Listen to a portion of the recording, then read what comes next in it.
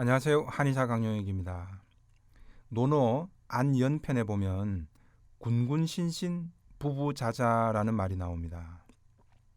임금은 임금 노릇을 하고 신하는 신하 노릇을 하며 아버지는 아버지 역할을, 자식은 자식 역할을 잘 해내야 모든 게 순조롭다는 말입니다. 한 나라도 대통령이, 장관들이 각자 역할을 잘 해주면 잘 돌아가는 것이고, 가정도 부모는 부모 역할을, 자식은 자식 역할을 잘 해나가야 합니다. 그런데 부모가 부모 역할을 잘 못하거나 자식이 대신 부모 역할을 하려고 하면 일이 꼬이기 시작합니다. 그로 몸도 마음도 병이 들고 삶 전체가 뒤흔들리는 문제가 발생합니다.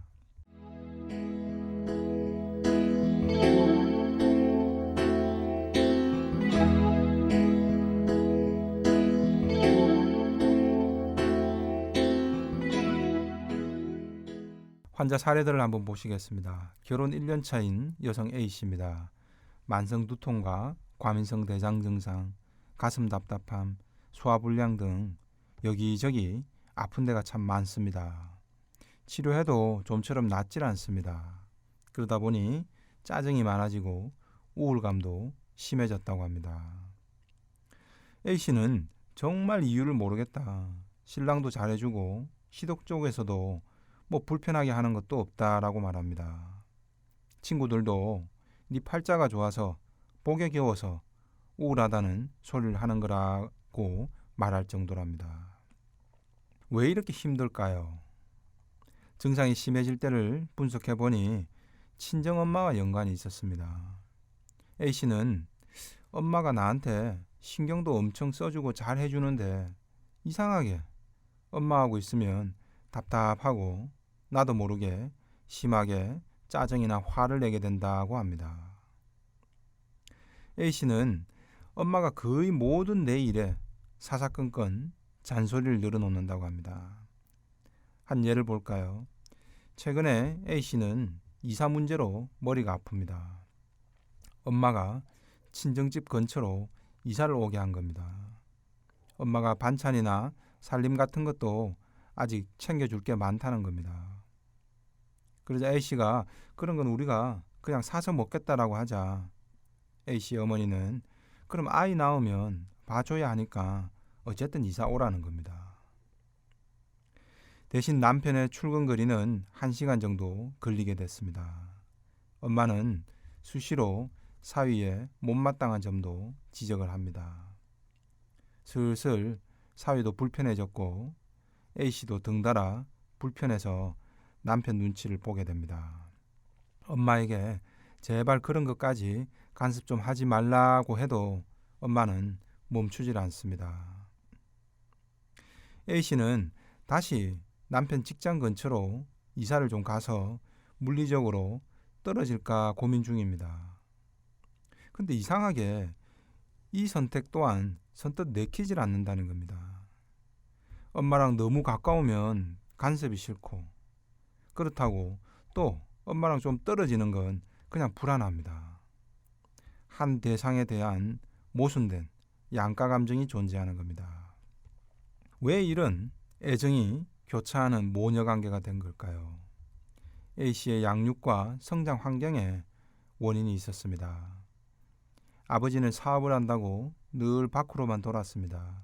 사업도 성공적이지 못했고 어쩌다 집에 있어도 자녀들에겐 관심이 없었죠. 대신 엄마가 아빠 역할까지 다 해왔던 겁니다. 엄마는 존재감 없는 남편에 대한 원망과 분노를 자녀에게 올인하는 것으로 해소를 했던 겁니다. A씨 가정의 희생자이자 순교자로 포장되어 있지만 사실은 집착과 소유욕이 강해진 겁니다.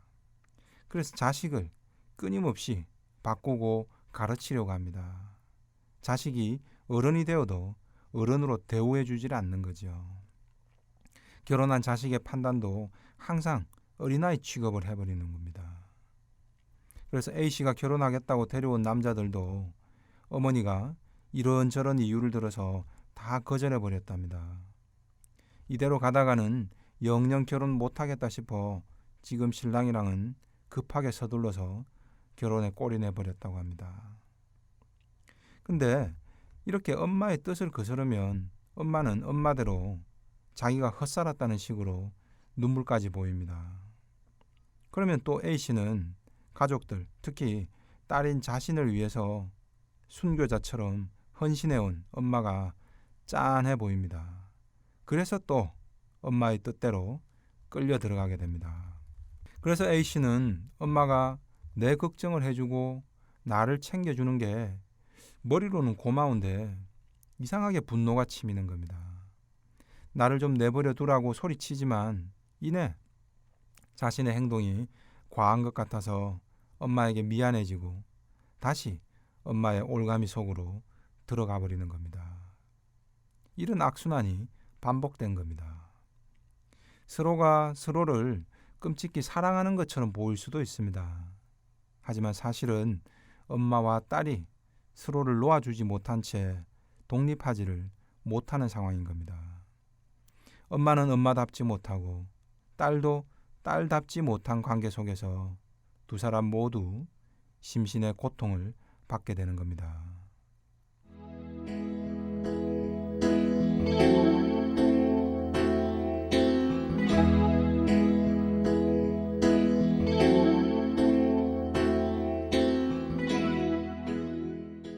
다음 사례도 엄마와 딸 간에 서로의 역할 수행이 잘못되면서 고통이 유발되는 경우입니다. 미혼의 30대 커리어 우먼인 B씨 역시 폭식증을 비롯해서 늘 몸 여기저기가 아픕니다. B씨는 2년 정도 해외 지사 파견을 앞두고 있었습니다. 경력과 승진에도 유리하고 그동안 열심히 일한 성과를 인정받는다는 의미도 있기 때문에 꼭 가고 싶었다고 합니다.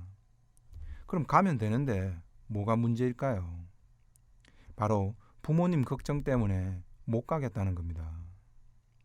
부모님은 이제 환갑 정도의 나이에 아직도 두 분 다 일을 할 정도로 큰 문제가 없습니다. 아니 그런데 무슨 걱정이냐 물었더니 B씨는 부모님이 만약 볼일을 보러 가다가 계단에서 발목이라도 삐끗하시면 어떡하냐는 겁니다. 자신이 한국에 있으면 병원에 모시고 갈 수 있는데 해외 지사로 가면 그런 것도 못 해드리지 않냐는 겁니다. 그리고 계속해서 자신이 해외 지사로 나가면 안 되는 이유에 대해서 장황하게 언급합니다. 오빠가 결혼한 뒤로는 엄마와는 아예 연락을 끊어버렸다는 겁니다. 엄마는 결혼한 아들도 자기 품의 자식처럼 딱 끼고 살고 싶은데 그게 안 되자 계속 갈등을 빚어왔고 오빠 쪽에서 급기야 연락을 아예 끊어버린 겁니다. 이런 마당에 B씨는 자신이 해외로 가면 부모님은 얼마나 더 슬프겠냐는 겁니다. 그래서 자신이 없으면 마치 부모가 지하철 계단도 못 내려가고 아무 일도 못할 것처럼 걱정을 합니다. B씨의 사연을 듣다 보면 뭔가 부모는 강가에 내놓은 어린아이 같고 자식인 B씨는 그런 부모를 걱정하는 애 어른 같은 느낌을 줍니다. 언뜻 보면 심청이보다 더 효녀처럼 보입니다. 그래서 B씨는 자신이 해외로 나가는 게 아무것도 할 줄 아는 게 없는 불쌍한 부모를 마치 양로원에 갖다 버리는 것처럼 그렇게 느끼는 겁니다. 어릴 때부터 애 늙은이처럼 자식이 부모 걱정을 하면서 살아온 삶이었던 겁니다. 뭔가 보통의 가정과는 정반대가 된 거죠. 겉만 보면 착하고 효심 깊은 딸처럼 보일 수도 있습니다. 하지만 그 이면에는 여러 가지 어려움이, 고통이 만들어지는 구조입니다. 우선 30 중반이 넘도록 결혼을 하지 않았는데도 부모는 무의식적으로 딸이 결혼하거나 독립하는 걸 원치 않게 됩니다. 그래서 넌지시 해외 지사 이야기를 했을 때도 엄마의 표정은 굳어버렸습니다. B씨도 행복하지가 않습니다.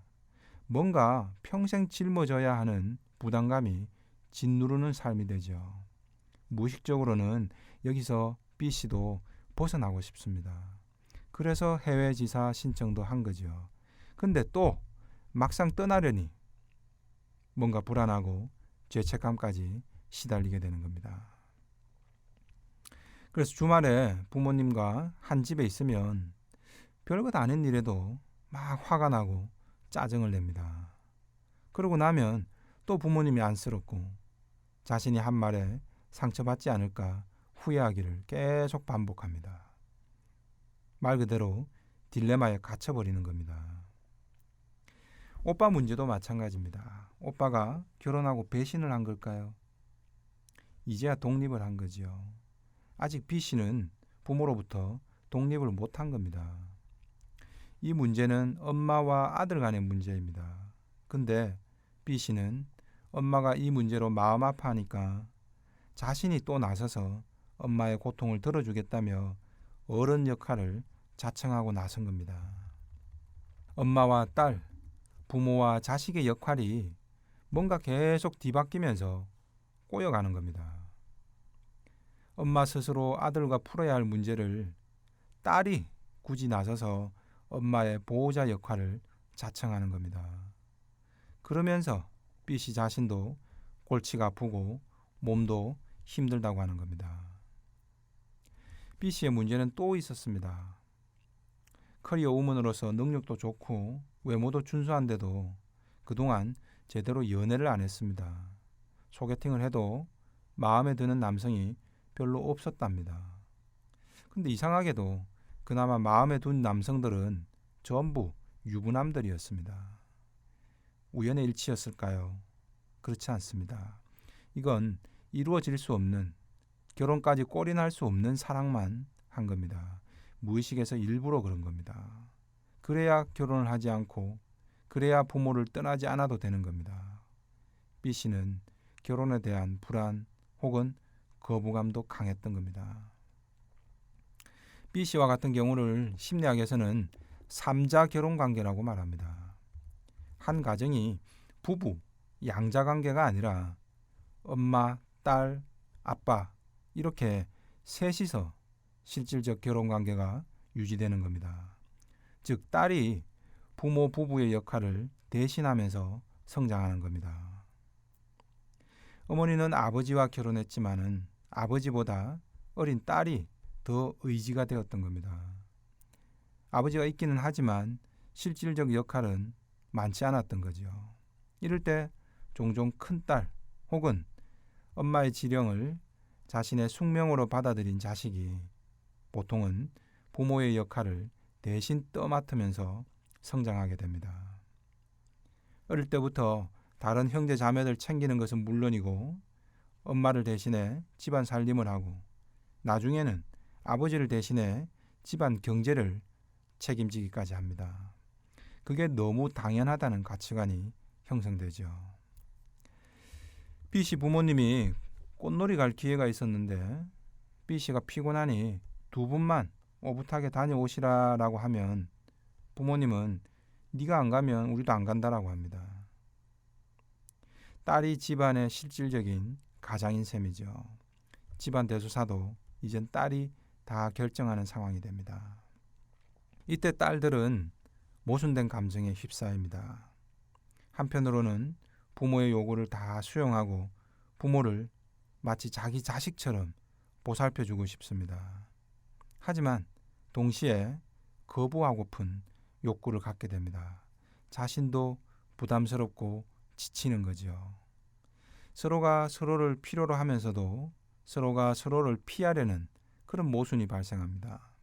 이런 갈등이 결국 원인을 알 수 없는 신경성 질환들로 이어지게 됩니다.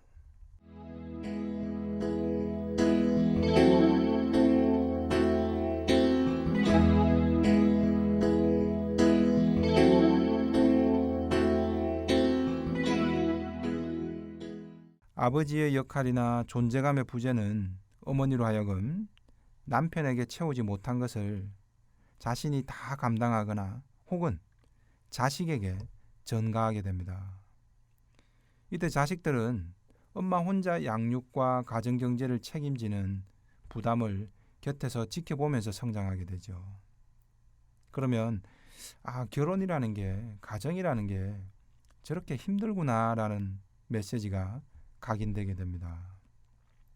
그래서 결혼에 대한 무의식적인 깊이가 생기고 엄마는 딸에 대한 소유욕이 강해집니다. 엄마는 딸에게 늘 자신의 도움이 필요할 거라고 생각합니다. 그게 사실은 자신을 위한 집착인데 말이죠. 반면 딸은 딸대로 엄마를 위해서 자신이 반드시 곁에 있어야 한다고 착각하기 쉽습니다. 그래서 부모, 자식 모두 계속 몸이 아프게 됩니다. 그리고 나머지 삶도 자꾸 파행적으로 전개가 됩니다. 부모는 자기 삶을 제대로 살지 못하면서 아파하고 고통스러워하는 모습을 자꾸 보여줘야 합니다. 그래야 자식이 떠나지 못하게 붙잡아 둘 수 있다는 계산을 하는 거죠. 또 자식은 자신도 힘드니까 자식대로 아파버려야지 부모를 떠날 명분을 갖게 되기 때문입니다. 서로가 서로를 걱정하는 것처럼 보이지만 사실은 각자 자신들을 걱정하는 겁니다. 상대방으로부터 벗어나 독립적인 삶을 사는 것에 대해 두려워하는 거죠. 지금까지 그런 삶을 살아보지 못했기 때문에 그에 대한 막연한 불안감이 커져 있는 상황인 겁니다. 이를 잘 극복하고 각자 홀로서기를 하는 치료 과정이 필요합니다. 그게 결국 서로를 위한 가장 현명한 선택임을 고민해 볼 때가 된 겁니다. 지금까지 한의사 강용혁의 심통부리기였습니다.